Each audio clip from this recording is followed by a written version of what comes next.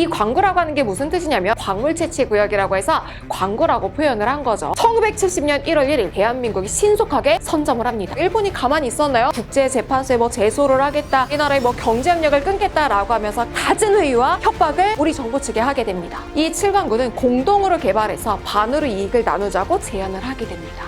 자, 그렇게 해서 체결이 된 게 1974년 한일 대륙분 공동개발협정입니다. 일본이 갑작스럽게 1986년 개발 중단을 선언합니다. 일본이 일방적으로 그냥 들어 누워버리니까 중단이 되어버립니다. 우리나라는 개발 시도도 못한 거예요. 어느 한쪽이라도 개발을 거부하면 진행을 못하는 내용의 협정이 들어가 있으니까요. 일본은 혼자 7광구의 자원을 다 먹으려고 하는 거예요. 1980년대 이후에 한결에 동향이 바뀌게 됩니다. 중간선을 기준으로 하면 제7광구의 90% 이상이 일본에 들어가게 되는 거예요. 일본 혼자 먹을 수 있는데 왜 나눠 먹어 하는 생각으로 공동개발을 일방적으로 중단해버린 겁니다. 그런데 여기에 지각 변동이 일어납니다. 중국이 끼게 됩니다. 협정이 끝나는 시점에 중국은 100% 확률로 이 판을 낄 겁니다. 앞으로 펼쳐질 시나리오를 좀 써보자고요. 여러분, 만약 2025년 6월 22일 일본이 한일 대륙분 공동개발협정을 갑자기 종료하겠다고 통보하면 우리는 어떻게 대응할 수 있을까요? 지금 가장 유력한 시나리오는 일본이 협정 종료를 통보하는 것입니다. 그것도 2025년 6월 22일에 말이죠. 일본이 실제로 종료하게 되면 우리에겐 아주 큰 문제가 생깁니다.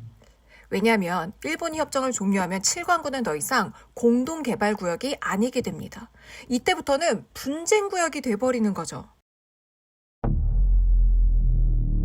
그런데 여기서 우리가 쓸 수 있는 카드가 있습니다. 바로 신의성실 원칙 위반 카드입니다. 이게 뭐냐면요. 국제법에는 모든 나라가 조약을 성실히 이행해야 하는 신의성실이라는 기본 원칙이 있어요.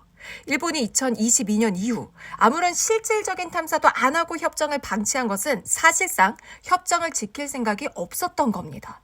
한마디로 협정만 걸어두고 시간을 끌면서 실제 이행 의무는 어긴 거다라고 우리는 국제법적으로 공격할 수 있는 포인트가 되는 거죠.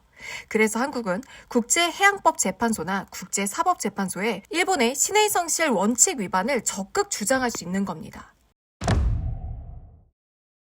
만약 실제로 국제법정에서 붙게 된다면 일본은 중간선 원칙을 강하게 주장할 겁니다. 중간선 원칙이 뭐냐면 일본 규슈와 한국의 제주도 중간에 정확히 선을 긋자는 거예요. 그런데 여기서 중요한 열쇠는 바로 우리 제주도입니다. 제주도는 단순한 섬이 아니라 독립적인 해안선과 경제 수역을 주장할 수 있는 아주 특별한 지리적 존재이기 때문입니다. 여러분, 제주도는 그냥 섬 하나가 아닙니다. 인구 규모로 약 67만 명 이상이 거주하고 있고요. 독립적인 경제 기반도 보유하고 있죠. 이렇게 섬 자체가 독립적으로 지속 가능한 경제 활동이 가능할 정도로 규모가 큰 경우 국제법에서는 배타적 경제 수역을 인정받을 가능성이 있습니다. 이렇게 제주도의 특수성을 인정받으면 해양 경계선이 일본 방향으로 크게 밀려서 우리가 확보하는 바다 면적이 엄청나게 넓어지게 됩니다. 얼마나 넓어지냐면요. 제주도의 특수성이 반영될 경우 기존 중간선에서 최대 5만 제곱킬로미터까지 추가로 한국 쪽 바다로 포함될 수 있다고 보는 견해가 있어요. 이 면적이 얼마나 큰가 하면 서울 면적의 약 80배가 넘는 엄청난 크기입니다. 그런데 실제로 우리 쪽에 완전 유리하게 결론이 나오지 않을 가능성이 커요. 최근 국제판례에서는 중간선 원칙을 우선시하고 섬의 특수성을 제한적으로 반영하거든요. 그러니까 완전히 우리가 원하는 만큼 특수성을 다 인정받기는 어려울 수 있습니다. 그래도 최대한 주장해봐야 하지 않을까요? 일본이 협정을 깬다면 한국도 그럼 우리라도 단독으로 탐사하겠다 이렇게 생각하시는 분들이 있으시잖아요. 그런데 현실적으로 국제법상 쉽지는 않습니다. 왜냐하면 분쟁 해역에서는 일방적으로 자원 개발을 자제해야 하는 의무가 있거든요. 물론 일본이 먼저 협정을 종료했으니까 우리 해역으로 추정되는 지역에서 비침해적으로 최소 탐사 정도는 가능하다 이렇게 주장할 수는 있겠지만 사실 또 이것도 위험한 선택입니다. 오히려 국제사회에 일본의 신의성실 위반을 부각시키고 협정 유지 또는 재협상을 이끌어내는 전략이 더 유리해 보입니다.